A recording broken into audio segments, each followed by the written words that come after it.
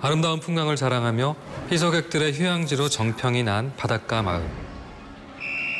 어느 날 갑자기 한 여성의 시체가 발견되면서 평화로웠던 마을이 발칵 뒤집힙니다. 경찰서장 브로디는 상어의 습격임을 직감하죠. And there's no limit to what he's going to do. I mean, we've already had 3 incidents. Look, we depend on the summer people here for our very life. 그러나 마을 사람들은 생계를 위해 무리하게 여름 해수욕장을 개장시키는데요. Jesus Christ, Sven, Shark 350! 또다시 출몰한 상어의 공격으로 희석객들은 공포에 휩싸입니다. 식인 상어의 포상금을 노린 사냥꾼들이 전국에서 몰려들지만 모두 이렇다 할 성과를 내지는 못하죠. 결국 브로디는 두 남자를 대동해 본격적인 상어 사냥에 직접 나섭니다. 바다 깊숙한 곳으로부터 숨통을 조여오는 거대한 공포와 맞서게 된 사내들. 목숨을 위협하는 상어와의 핏빛 사투가 시작됩니다. 헐리우드 블록버스터의 전설, 스티븐 스필버그가 탄생시킨 세기의 걸작. 더굿무비의 선택, 조스.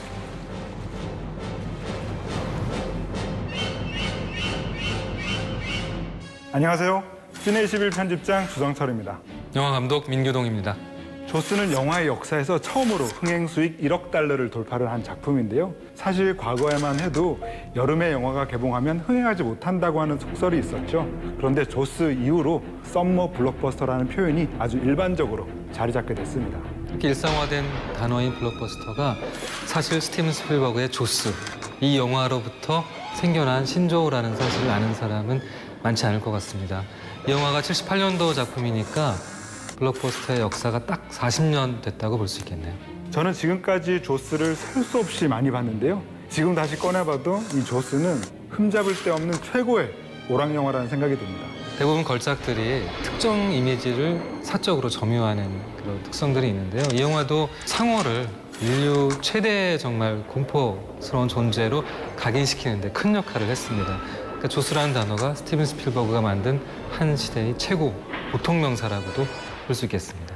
맞습니다. 상어를 지칭하는 그 영어는 사실 샤크인데요. 샤크가 아니라 많은 사람들이 상어 하면 조스를 떠올릴 정도로 이 조스라는 영화가 미친 영향이 굉장히 크죠. 심지어 영화 개봉 이후에는 해수욕장을 찾는 관광객들의 발길이 뚝 끊어졌다고 하니까 이 영화의 파급력은 정말 전 세계적으로 어마어마했습니다.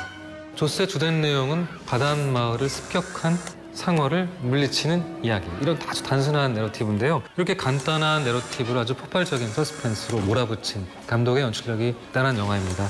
대항하기 아주 벅찬 본능, 그 자연의 습격과 또 목숨이 위협에 빠져서 아주 사투를 벌이는 아주 근원적인 공포의 이미지를 정말 잘 그려낸 것 같습니다. 특히나 이 스필버그 감독의 최대 장기라고 할 수 있는 아날로그 특수 시각 효과의 힘이 가장 크게 작용한 작품 같아요. 당시 그가 특수 제작한 조형물 백상아리는 지금 봐도 손색이 없죠.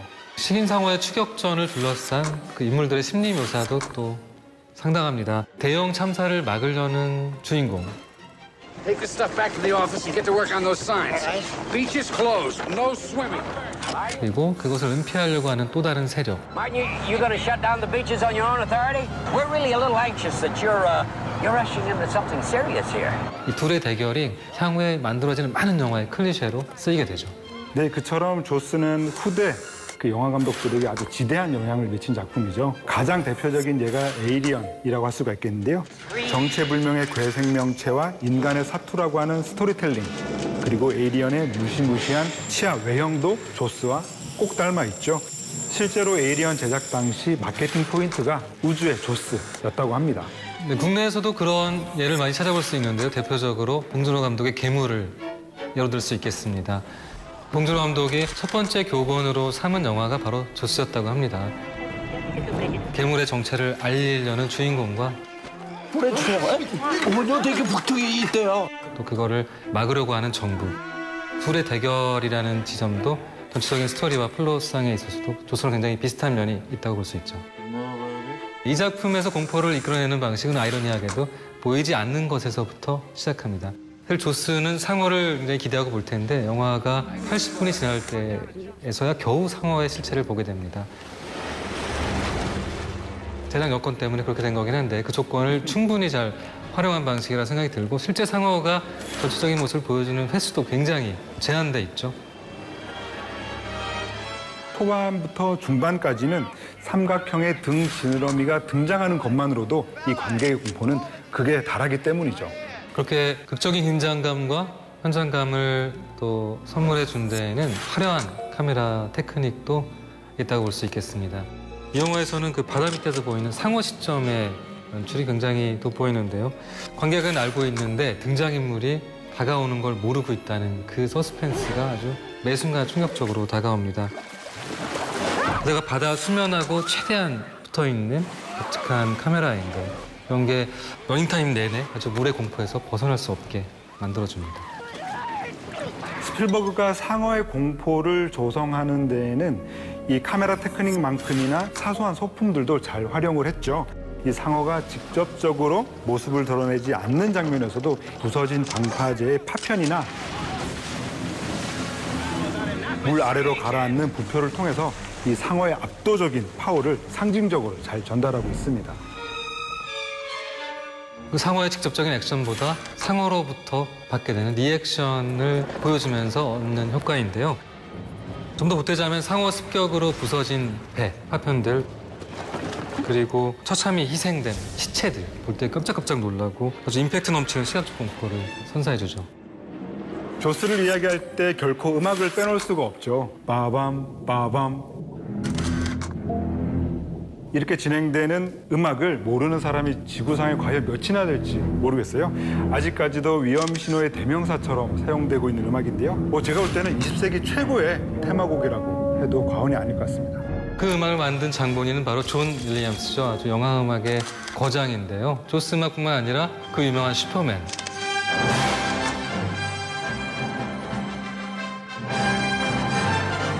그리고 스타워즈,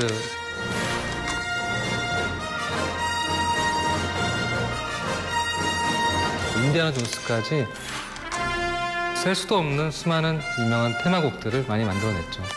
사실 조스의 테마곡을 구성하는 음표도 미와 파가 전부입니다.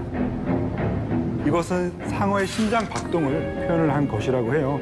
식인 상어가 목표물을 향해 다가갈 때 급격히 빨라지는 리듬은 극의 공포감을 극대화시켰습니다. 덕분에 조스의 음악은 그해 골든글러브와 아카데미에서 동시에 음악상을 석권하기도 했었습니다. 이렇듯 조스는 그 명칭부터 영화적인 구성과 음악까지 결코 범접할 수 없는 그런 아우라를 지닌 그 현대 영화의 대표적인 걸작이라고 하겠습니다.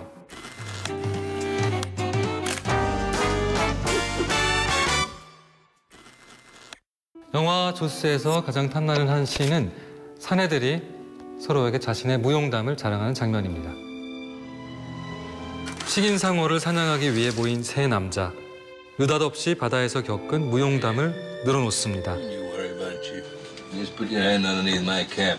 Just get a little lump. Knock-on-Nolan, St. Patty's Day, Boston. 그리고 각자의 상처를 대결하듯 보여주는데요. Some moray eel. Fit right through my wetsuit. 막연한 공포의 대상으로만 그려지던 상어가 인물들의 트라우마와 깊은 서사를 품게 되는 순간이죠. Japanese submarine slammed 2 torpedoes into our side, Chief. 1,100 men went into the water. Vessel went down in 12 minutes. Shark comes to the nearest man, that man he started pounding and hollering and screaming. 316 men come out, the sharks took the rest. 인류와 함께해온 상어의 역사성을 드러내며 작품의 입체감을 더해준 인상 깊은 대목입니다. 영화 조스의 빛나는 한 컷은 상어 사냥꾼들이 한자리에 모인 장면입니다. 상어의 습격으로 공포에 휩싸인 마을 사람들 앞에 드디어 포획된 한 마리의 상어가 모습을 드러냅니다. Ben Gardner, get this? 포상금에 한껏 상기된 사냥꾼들을 비롯해 상어를 구경 온 사람들로 시끌벅적한데요. You got that, please? How's that? 하지만 마을의 시장은 실제 습격 사건과 무관한 상어라는 사실을 묵인하고 싶어 하죠. Martin, there are all kinds of sharks in the waters, you know? But the fact is that the bite radius on this animal is different than the wounds on the victim. Let's cut it open. Whatever it's eaten in the last 24 hours is bound to still be in there, and then we'll be sure. This is not the time or the place to perform some kind of a half-assed autopsy on a fish. 순간의 기쁨으로 닥쳐올 공포를 모면하려는 인간의 이기심을 상징적으로 보여준 명장면입니다. 영화 조스의 다이아몬드 주스는 작품성 90점, 오락성 80점, 스토리 85점, 연기 80점입니다. 이제는 클래식의 자리에 오른 블록버스터의 원조입니다. 영화 조스의 한 줄평입니다. 심해보다 깊은 공포, 실체보다 진한 잔상.